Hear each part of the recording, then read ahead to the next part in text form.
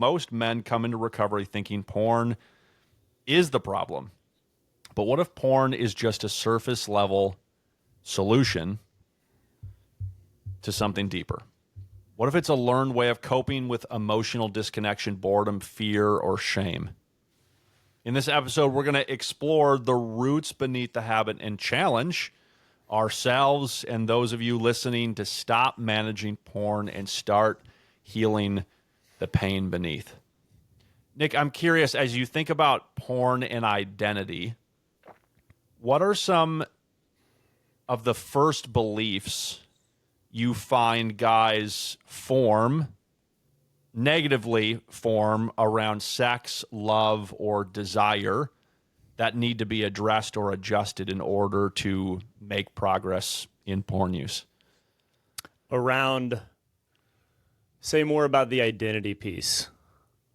Yeah. So identity and beliefs. I'm curious specifically about, early on in a process, a guy develops, early on in the process, he has to confront what do I actually believe about this? I mean, one of the foundational beliefs is that he really loves porn, that it really serves some purpose or utility in his life. Otherwise, he would have left it behind already, right?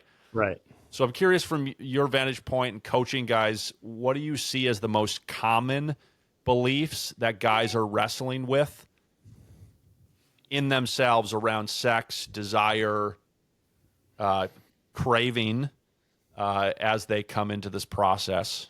Yeah. I think one, and I just had a call last weekend with a guy where after 7 months of not acting out, it's like finally that lie is being broken. And the lie was, or the belief was, is that I'll never get over it. Like ever.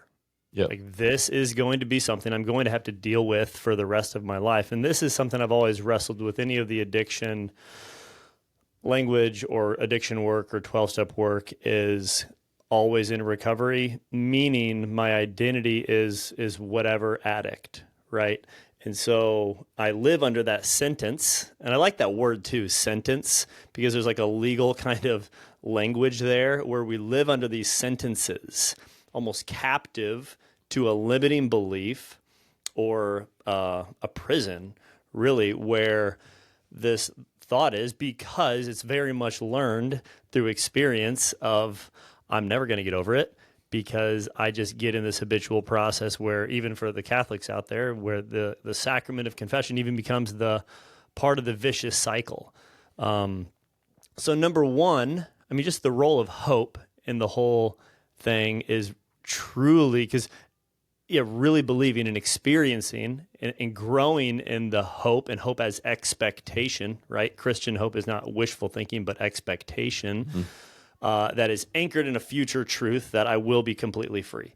Yes, someday fully in the beatific vision, right? But even in this lifetime of, expecting that I'll become free. And as they get some more agency back in their lives, that identity as a free man rather than as a porn addict or whatever addict it is starts to break over them. So number one for me is just a lot of despair and a lot of despondency maybe within guys, understandably. At the beginning of the process, guys haven't found a process before, so they're really excited. There can be like a honeymoon stage. Yeah. And then even like after like a month, then they act out that one time.